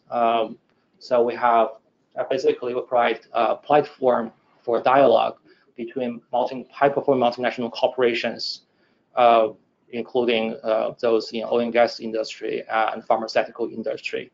On the other end of the dialogue is China's Ministry of Ecology and Environment, particularly their Department of Law Policy and Standards and their Bureau of Ecological Environment Enforcement.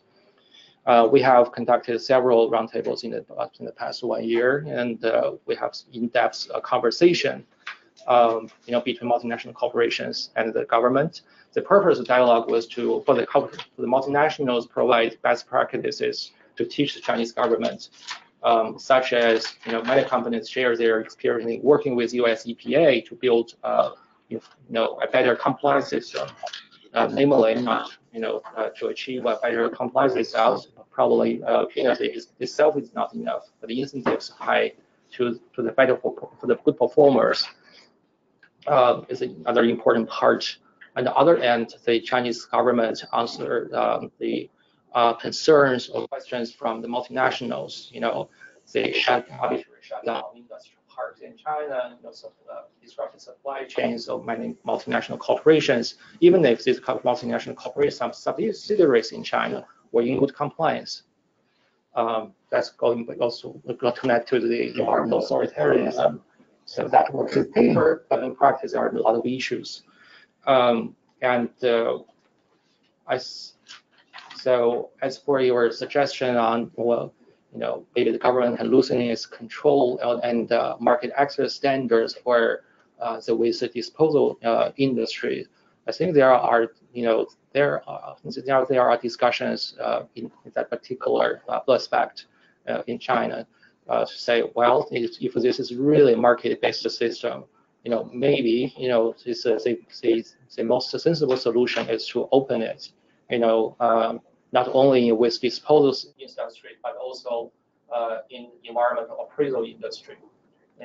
Currently there are only a short list of qualified appraisers, and they are causing a bottleneck in this, public interest litigation system.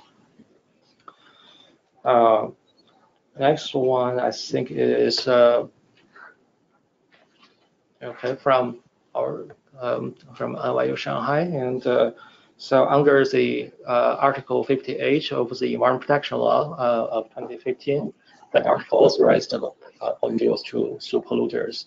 So the eligibility or the standing provision says, if you are an NGO, you have your duly registered, you have not committed any administrative or criminal violations continuously for the past 5 years.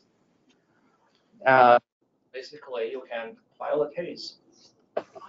This, in some circumstances, that can be more limited to Chinese NGOs than, the US NGOs enjoy this kind of freedom under US law, because some NGOs in China, they do not need to have a member in the scope of injury. You don't have to be injured. As long as the polluter hurts the public interest, causes pollution, and nobody, even if nobody, no resident in the local area is litigating a case, an NGO in a remote part of China can also file the case. So that doesn't have to be nationally registered. With that said, other papers that came in that over 700 organizations are qualified to sue, but by far, vast majority of the cases are filed by fewer than 5 organizations, because number one, they don't have the money. Yeah. Number two, they don't have the expertise. And don't have data. Yes, data is also another big problem. So, for ELI, for our capacity training, capacity building projects, we are, training Chinese NGOs and prosecutors on their legal expertise, to build a more transparent and more effective enforcement system. Okay, that's my sense. Someone used to, so Ife, no one wants to live next to an incinerator plant. What, some of them? Right. I thought that was a really good question, but in fact, your question made me think back to one of the graphs in Linda's presentation, exactly. The pyramid, the inverted pyramid, of different ways. I think you call them, Linda, food recovery hierarchy, and that's just one way of thinking about how there are these numerous different approaches to dealing with pollution or waste matters, right? And incineration is absolute last, right? Or it's near last. It's near last. I think you can start dealing with the source. You can start dealing with the supply chain. You can start dealing with all of the steps that are involved in that process. And it's really last resort, at least one of the last resorts, that you have to burn them. All right? But that doesn't work because of the incentives that you talked about.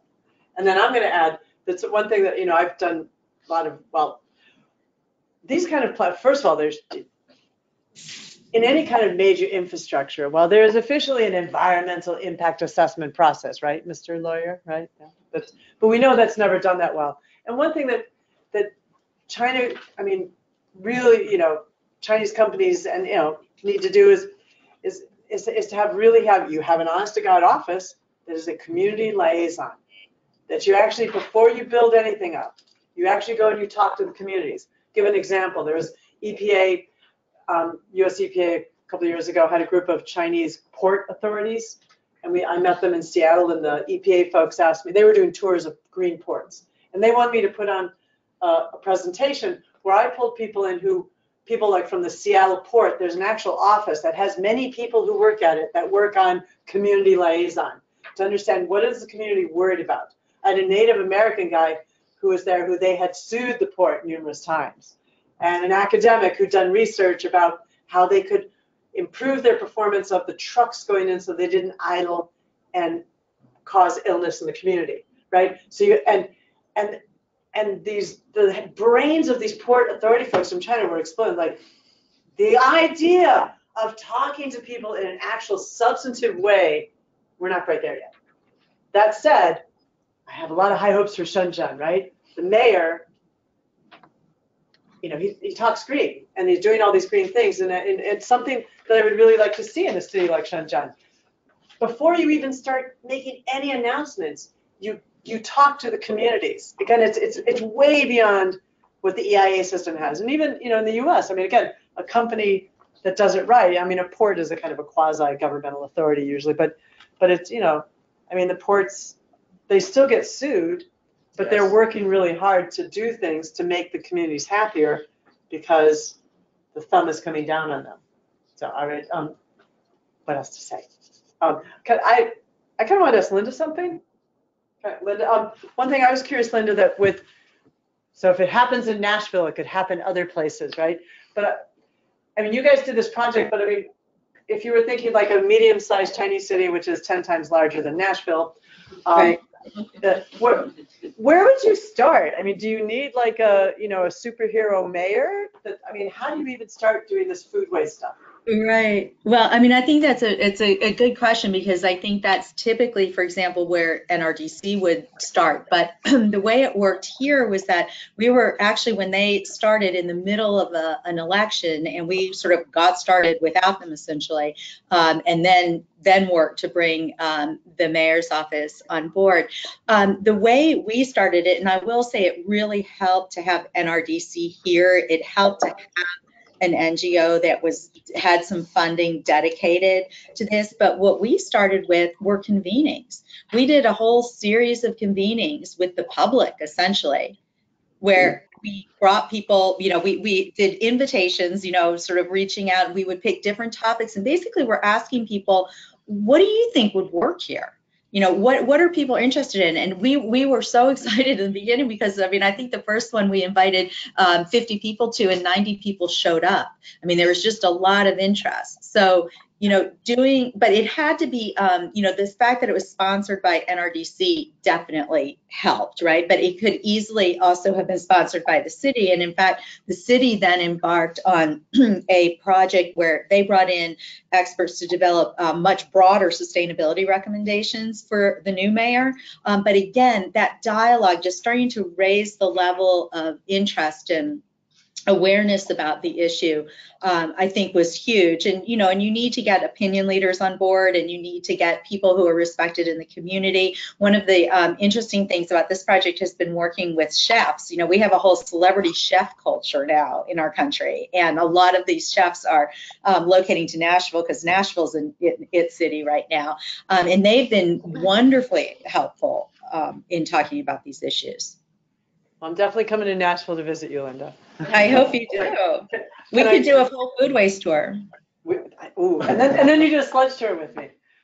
So would you mind if I ask kind of a similar question to you, because thinking about how they made it work, this, again, slightly different topic, you did the plastics example from Rendu. Mm-hmm. But do you see, like, there was an NGO that got, you know, activities going, conversations going, and lo and behold, the local government's acting.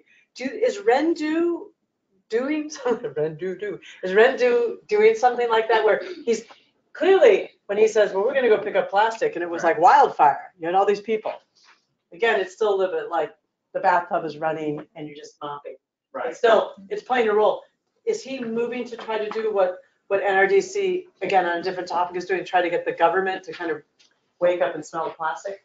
No, I don't think that has been his strategy so far. Maybe he'll move into that direction further down the road. But as I understand, what Liu Long is really trying to do is to make sure that he's off the radar from the government's, you know, field of vision. He doesn't want any of his operations to be potentially shut down because of unwanted government attention. That has been his philosophy so far, but it might come to a point at which working with the government becomes more viable, and I think he might pursue that further down But the I road. mean, because we've seen it, I mean, this is a citizen science project. Very much so. And we've seen it in like Hunan with the River Watcher folks Mhm. who gather data on river pollution, that they've become good buddies with the Environmental Protection Bureau. And so, I mean, but he's doing something that really, it supports what the government's looking at. So, I mean, it's a big priority for Xi Jinping to take care of pollution. Right, potentially, yes. Waste. But yeah, let's wait and see, I think. Wait and see. Yeah. Okay. Right. I don't know if we want to take any questions from the online audience. I was just going to say, online, we unfortunately do not have time to take any of their questions, but they will be redirected to the panelists so they can be answered. As well as any additional Q&A questions, feel free to approach the panelists afterwards. Unfortunately, it is noon, so we would like to wrap it up to be conscious of all your time.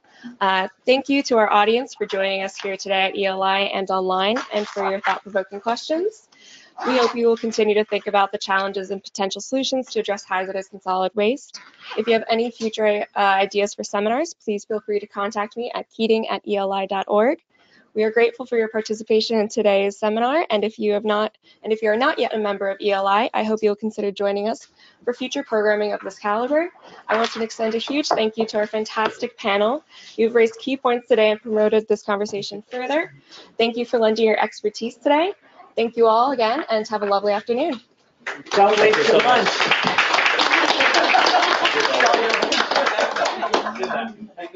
Okay, so did you get the information you needed?